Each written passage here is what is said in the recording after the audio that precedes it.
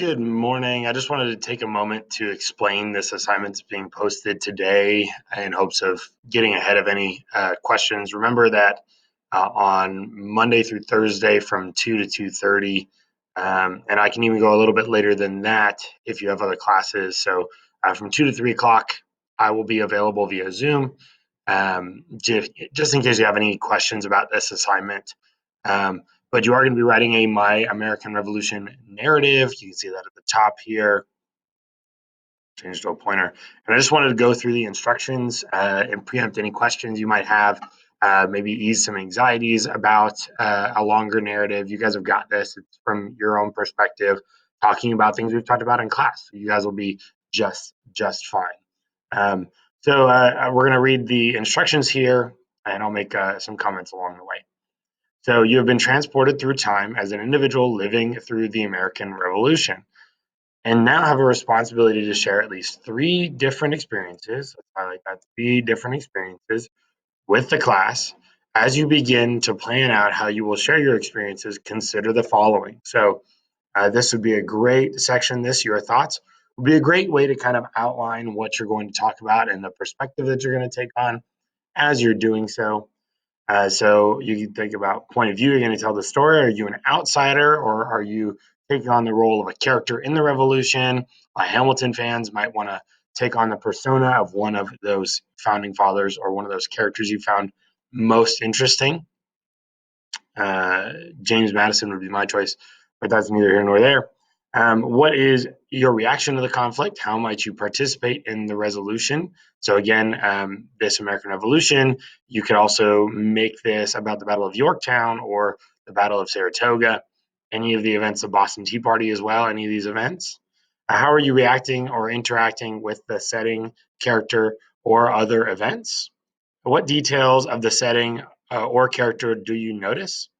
And then also, what do you want people outside the story to experience, and what details change in the story because you are telling it? So, the requirements of this assignment are going to be you're basing your narrative on the texts that we've studied in classes, in the different classes we've had. So, using your journey through the American Revolution, using any notes you might have taken along the way, and as well as any assignments, you're going to write a narrative that is 300 to 800 words. That might sound like a lot, but we're just writing a narrative. This is your perspective as you handle kind of three major events of the American Revolution. So 300 words is your minimum goal. Oops, that changed. And you're going to be using an MLA format. You're going to be, so that means Times New Roman, 12 size font, double spaced. Make sure that you've clearly structured, not just one long paragraph the whole way. Paragraphs as you develop new ideas. And then you're going to have the development of literary elements. So the questions are above. You need to include all of those in your narrative. Here are the desired outcomes. So you're going to have all these different types of language referencing things you've learned about in class. You're going to have a plot. You're going to have character. You're going to have conflict. And then you're also going to have a conclusion that is going to provide kind of an ending of that conflict and ties the story together. So if you're a character who is kind of in Boston around the times of the Boston Massacre and the Boston Tea Party, what's your experience in there? Did you almost get shot? Did you get shot? Is the ending of your story that you're a person who dies in the first parts, but then your legacy goes on to create this awesome revolution? Feel free to be really creative as you want. Maybe you have maybe you're really inspired by the Sons of Liberty and you've got secret meetings that you're going to be attending and planning the Boston Tea Party. And there's dialogue and things, people giving instructions in there as well. What are you hearing? What are you seeing? I'm really excited to see some of the awesome stuff you guys come up with.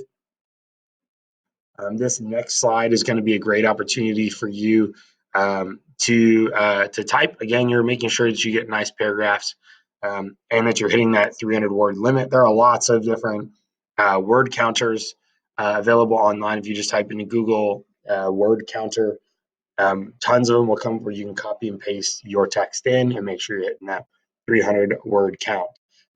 So again, if you get to 301 words and you've got all those elements, you're done. Call it good. This will be due on Tuesday of next week. So you've got today, tomorrow, and all weekend to spend doing this. I think if you sat down in an afternoon and planned this out and just and organized yourself, you could get it done. But if you want to take a little bit longer than that, you want to make sure to do a little bit each day, that's great. Please do not wait until Monday night. Please do not wait until Tuesday morning to start this. Again, I'm going to be available via email, via our time in class to answer any questions you have on this assignment. Have as much fun with it as you can, as you want to. Make sure to reference the things that we've learned about in class. And I will look forward to seeing you guys in person and enjoy your weekend.